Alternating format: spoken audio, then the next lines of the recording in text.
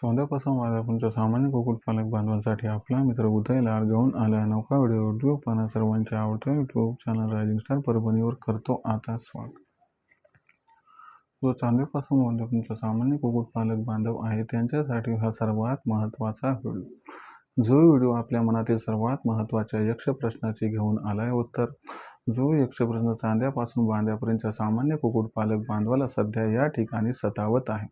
जो यक्ष प्रश्नाच्या अनुसार उन्हाळ्यामध्ये आपल्यापाशी असणाऱ्या गावरान कोंबड्यांवरती देवी रोगाचा प्रादुर्भाव हा जास्तीत जास्त प्रमाणात का दिसतो, म्हणजे उन्हाळ्यातच कोंबड्यांवरती व पिल्लांवरती देवी रोग का येतो, यामागचं काय कारण आहे व उन्हाळ्यात जर देवी रोग येऊ द्यायचा नसेल तर यासाठी आपण काय करू शकतो, या प्रश्नांची अचूक उत्तरे जाणून घेण्यासाठी हा व्हिडिओ आपण सर्वांनी शेवटपर्यंत पाहावा एवढीच आपल्या सर्वांना आहे या ठिकाणी विनंती। व्हिडिओ शेवटपर्यंत पाहत असताना जिथं व्हिडिओमधील माहिती आपल्याला आवडलीसारखी वाटेल तिथंच व्हिडिओ लाईक करा।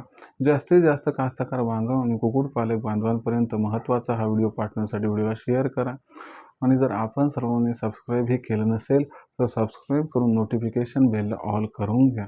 याच्यामुळे येणारा प्रत्येक व्हिडिओ आपल्या सर्वांना या ठिकाणी मिळत राहतो आता सतत। जो चांद्यापासून बांध्यापर्यंतचा सामान्य कुक्कुटपालक बांधव आहे त्यांच्या मनातील हा सर्वात महत्त्वाचा सवाल आहे की उन्हाळ्यातच कोंबड्यांवरती व पिल्लांवरती देवी रोग हा जास्त प्रमाणात का येतो। चला तर मग आजच्या व्हिडिओ समजून घेऊया की उन्हाळ्यातच कोंबड्यांवरती व पिल्लांवरती देवी रोग हा जास्त प्रमाणात का येतो। उन्हाळ्यात कोंबड्यांवरती व पिल्लांवरती देवी रोग येण्यामागचं कारण काय व उन्हाळ्यात कोंबड्यांवरती व पिल्लांवरती देवी रोग येऊच नाही म्हणून काही उपाययोजना आपण करू शकतो का, या सर्व प्रश्नांची उत्तरे आजच्या व्हिडिओत मिळणार आहेत। व्हिडिओ अत्यंत महत्त्वाचा आहे त्यामुळे व्हिडिओ शेवटपर्यंत पहा। मित्रांनो, कुक्कुटपालनाचा विचार केला तर कुक्कुटपालनातील सर्वात घातक जे आजार आहेत त्याच्यामध्ये क्रमांक 1 ला जो आजार येतो तो आहे राणीखेत म्हणजेच मानमोडी मर आणि दुसऱ्या क्रमांकाचा सर्वात घातक आजार म्हणजे देवी रोग, ज्याला आपण हिंदीत माता व त्याचबरोबर इंग्लिशमध्ये फाऊल पॉक्स असं म्हणतो। आता सामान्यतः देवी रोगाची लक्षणं कोणती आहेत बरं। सामान्यतः बघायला गेलं तर देवी रोगाचं जे मुख्य लक्षण आहे की त्याच्यामध्ये काय होतंय की जी आपली कोंबडी किंवा पिल्ला असतात त्यांच्या डोळ्याच्या वरची भागामध्ये जिथं की तुऱ्या टाईप जागा असते तिथं फोडं येतात, डोळ्याच्या अवतीभोवती फोडं येतात आणि त्यानंतर या फोडामधून चिकटपणा बाहेर येतो, जखमा होऊन त्या ठिकाणी पिल्लू व कोंबडी कमकुवत बनते आणि त्यानंतर एक्सपायर होते। म्हणजे देवी रोग ओळखणं फार काही कठीण नाही। पण या ठिकाणी प्रश्न हा उद्भवलाय की बाबा उन्हाळ्यातच देवी रोग का येतो बरं, तर हे आता तुम्हाला समजावून सांगतो की उन्हाळ्यातच कोंबड्यांवरती देवी रोग का येतो, उन्हाळ्यातच पिल्लांवरती देवी रोग का येतो।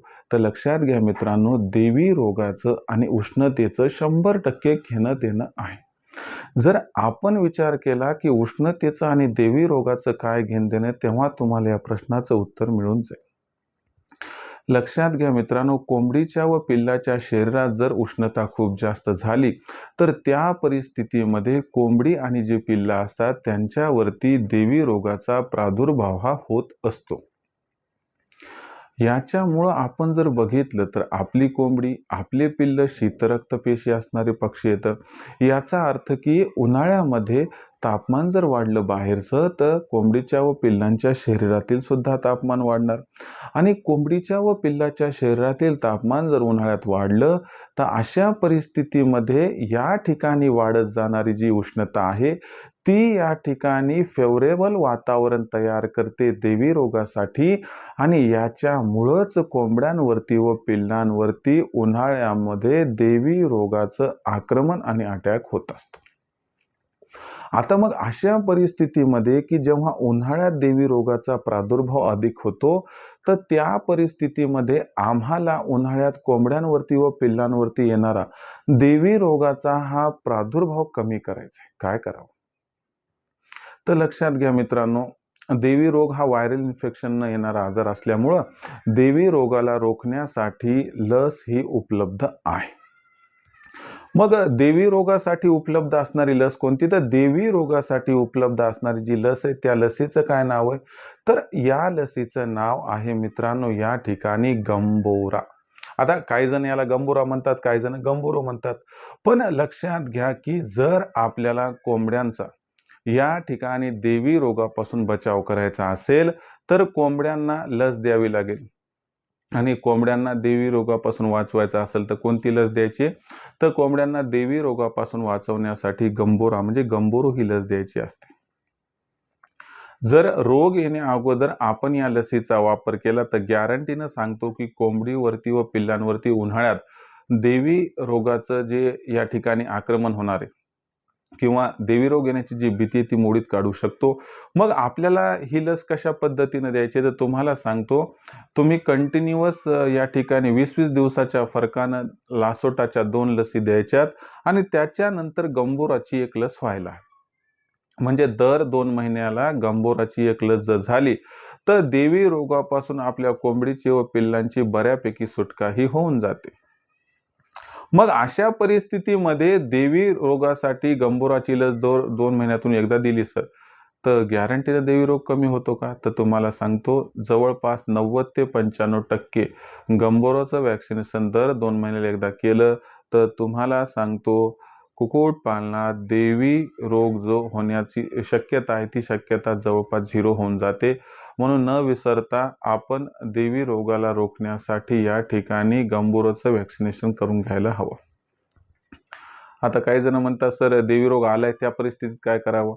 देवी रोग येऊ नये म्हणून जो इलाज आहे गंभोराचा तोच इलाज आहे आल्यानंतर सुद्धा. म्हणजे तुम्ही काय करा या ठिकाणी गंभोराचं वॅक्सिन करून घ्या आणि जर खूपच जास्त प्रमाणात मोठ्या कोंबड्यांवरती इफेक्ट असेल तर तुम्ही फाऊल पॉक्सचं इंजेक्शन सुद्धा या ठिकाणी देऊ शकतात.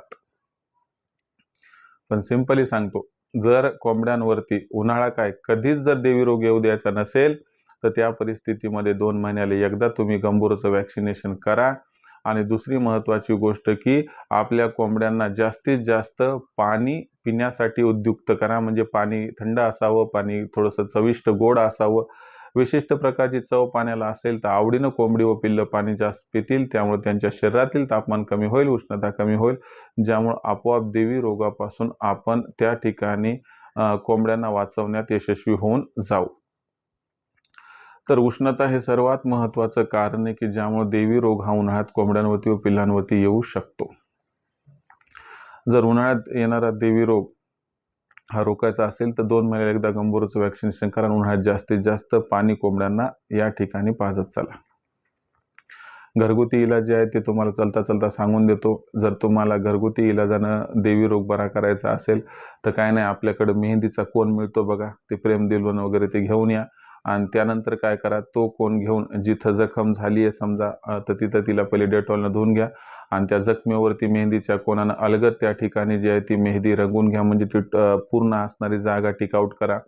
असं 3-4 दिवस सकाळी 10-11ला करायचं, 5-6ला कोमट पाण्याने धुवून टाकायचं. बस एवढं केलं तर तुमची कोंबडी देवी रोगातून 100% मुक्त होऊन जाते.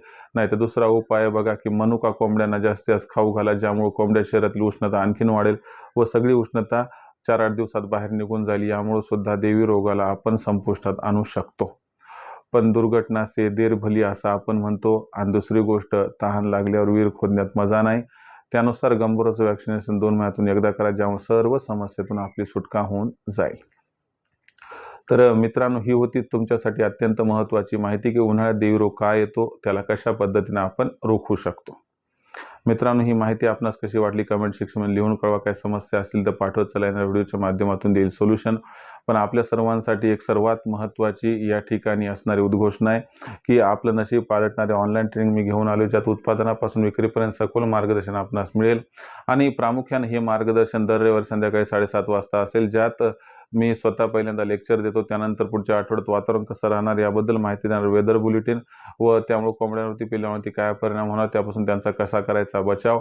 आणि सरते शेवटी तुमच्या मनात जी काही प्रश्न निर्माण झाले त्या सर्व प्रश्नांची लाईव्ह उत्तर मी देत असतो. इतर दिवशी काही प्रश्न निर्माण झाले तर त्यांचे उत्तर प्राप्त करण्यासाठी तुम्ही दुपारी 3 ते 8च्या दरम्यान लखन सरांना संपर्क साधू शकतात. त्यांचा नंबर 8421826262. आता बरेच कुक्कुटपालक बांधव म्हणतात की आम्हाला सरांच्या ट्रेनिंगला जॉईन व्हायचे. तर माझ्या ट्रेनिंगला ज्यांना जॉईन व्हायचे त्यांनी काय करायचे, तर काहीच नाही करायचं. लखन सरांना फोन करा.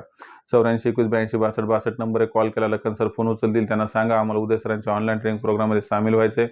मग लखन सर तुम्हाला काय म्हणतील, व्हॉट्सअप नंबर 84 21 82 62 तुमचं नाव, पूर्ण पत्ता, 6 अंकाचा पिनकोड, नाही तर आधार कार्डचा मागचा पुढचा फोटो पाठवा. बस एवढी माहिती पाठवली की मग लखन सर काय करतील, माझा फोनपे गुगल पे नंबर जो 82 65 088 460 म्हणजे 8265088460 हा नंबर पाठवतील. बस यावर 500 रुपये पाठवून स्क्रीनशॉट पाठवा.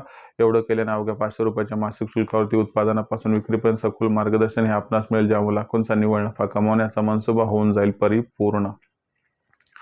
त्यामुळे खऱ्या अर्थानं कुक्कुटपालनातून लाखोंचा निव्वळ नफा कमवायचा असेल तर आजच रायझिंग स्टार परभणीच्या ऑनलाईन ट्रेनिंग प्रोग्राममध्ये सामील व्हा.